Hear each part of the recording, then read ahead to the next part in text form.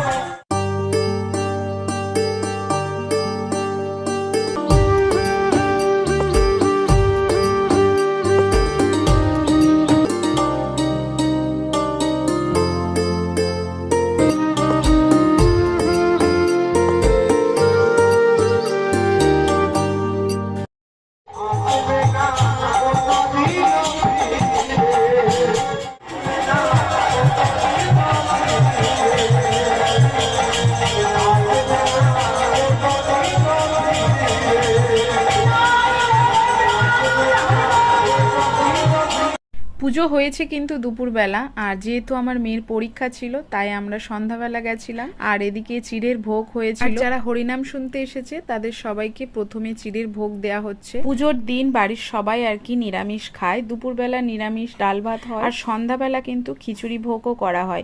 খিচুড়ি, তার সাথে আলুর দম, চাটনি। আর এখন যেহেতু রাত 9টার বেশি হয়ে গেছে, তাই এই সাইডে কিন্তু সবাইকে খেতে বসিয়ে দিচ্ছে। আর হ্যাঁ, এই ভিডিওটার কিন্তু পার্ট 2 আসছে। কেমন হয়েছে অবশ্যই জানাবে।